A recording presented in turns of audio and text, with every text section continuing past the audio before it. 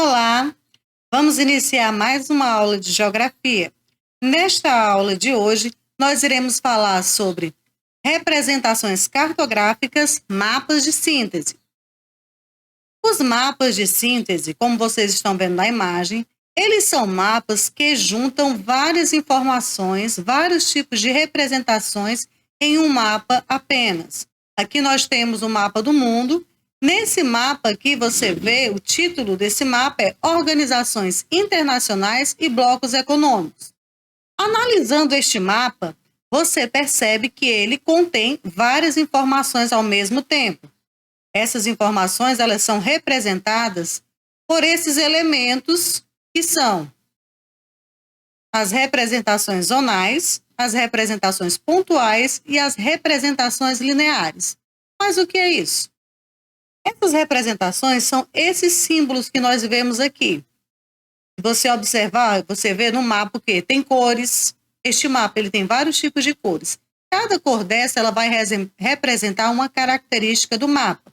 Nós temos quadradinhos, cada quadradinho com uma cor diferente. Então, cada cor, cada símbolo representa uma informação muito importante para que nós possamos compreender o que este mapa está querendo nos explicar.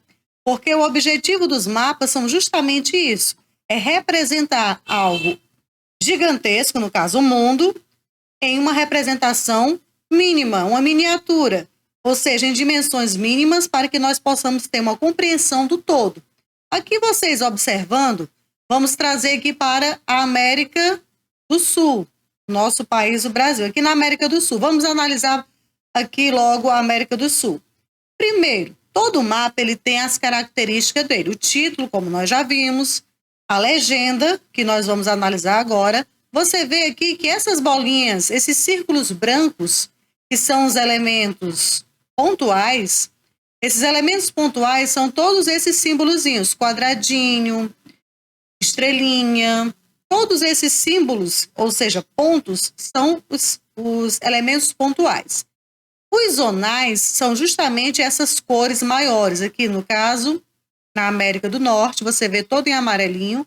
Se você for lá na legenda, você vai ver que a América do Norte ela vai fazer parte da OTAN. Olha a corzinha amarela aí no mapa, acompanhe comigo.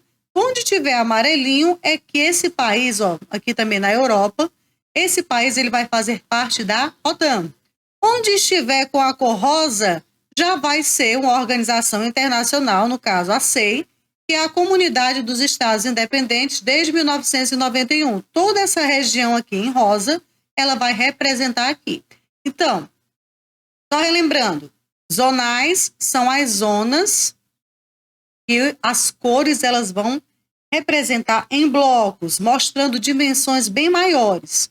Aqui o porquê que na América do Sul, Brasil e todos os países que fazem parte da América do Sul estão em verde.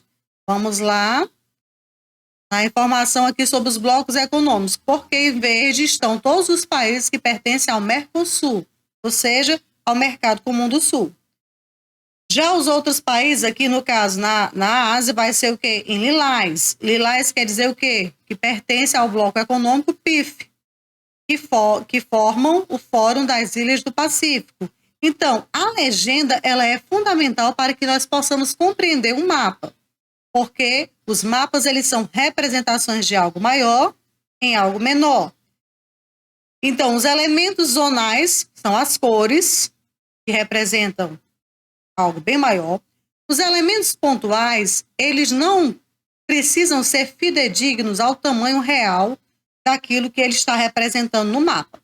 Já os elementos lineares, eles têm sim que obedecer à escala. O que são os elementos lineares? São justamente essas linhas. Você vê essa linha aqui circulando toda a América do Norte, a América Central e a América do Sul. Esta linha, ela vai ter um significado e esse tamanho dela, ele é milimetricamente calculado, porque ele representa uma dimensão real. Essas linhas aqui que separam os polos, vocês estão vendo essas linhas pontilhadas? Essas aqui são representações lineares. Também quando a gente vê em algum mapa, um exemplo, um mapa físico que tem pontilhados, ou ele está representando uma estrada, ou uma ferrovia, ou um caminho. Então, os pontos lineares, ou seja, os elementos lineares do mapa, eles representam o tamanho real, tudo milimetrado em escala. Ou seja, tem toda uma organização métrica bem real. Ou seja, é o tamanho real, só que em escala menor. Aqui nós temos as linhas, os meridianos, os graus. Então, todas essas linhas aqui, elas tentam representar os tamanhos reais, obedecendo a métrica, a escala. Voltando aqui para o Brasil, observando somente aqui o mapa do Brasil, nós vamos perceber que o mapa do Brasil está todo ele, o mapa do Brasil e todos os países que fazem parte da América do Sul está em verde porque eles pertencem ao Mercosul. Outra característica comum a todos esses países da América do Sul vai ser esses círculos brancos. O que esse mapa está querendo dizer com isso? Que eles pertencem às organizações internacionais do Par Latino, que é o Parlamento Latino-Americano e Caribenho. Então, todos esses países que têm essa bolinha branca, eles pertencem a esta organização internacional. Você vê aqui, né, na América Central, tem vários países também que fazem parte. E essa estrelinha, percebam que essa estrelinha, ela também vai representar os países que fazem parte dessa organização internacional. Como você vê aqui, é a OIF, que é a Organização Internacional da Francofonia. Então, nós temos aqui países da Europa, do continente africano. Aqui também nós temos, bem aqui na América Central, né, nas ilhas, você vê também estrelinha lilás, ela está em vários locais. Então, ela representa isso. E essas rachuras aqui, que são esses riscos aqui nesse país? Você vai ver aqui que vai ser os países que pertencem a esse bloco econômico, que é o AAALCO, que é a Organização Jurídica Consultiva Ásia-África. Aqui você vê alguns países do continente africano também têm essa mesma característica, essa mesma representação. Então, todos esses países que têm essa linhazinha tracejadas, essas rachuras, ele está participando deste bloco econômico. Aqui na legenda, para ficar mais claro, quando você for fazer a sua atividade, você vai analisar os elementos pontuais, que são as estrelinhas dos quadradinhos, observando a legenda, o que cada um deles representa. Então, os quadradinhos em vermelho vai ser os países que pertencem à Organização Internacional das Comunidades dos Países de Língua Portuguesa. Então, aqui, se tiver algum questionamento, quais países falam língua portuguesa?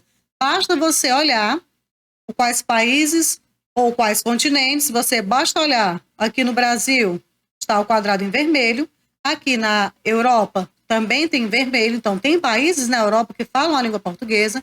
Aqui também no continente africano nós temos vários países que têm também a língua portuguesa como uma das línguas locais.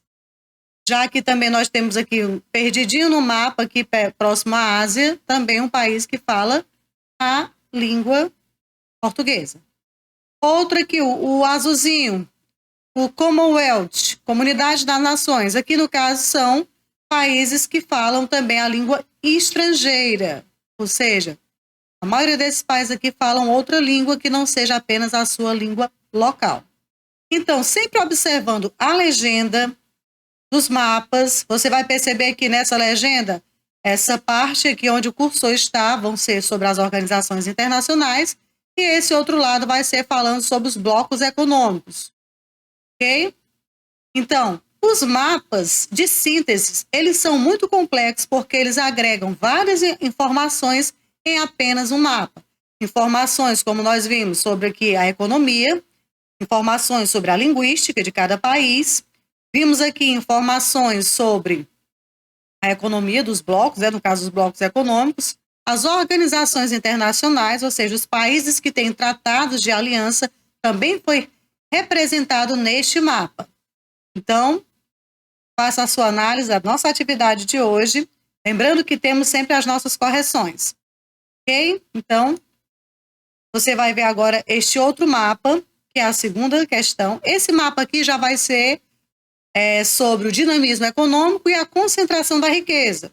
Nele você vai ver que é um mapa de síntese também, bastante elaborado, cheio de informações. Você vê as rachuras, novamente, que vamos ver na legenda, os países. Essas rachuras, elas são os países cuja economia é dependente de um produto de exportação.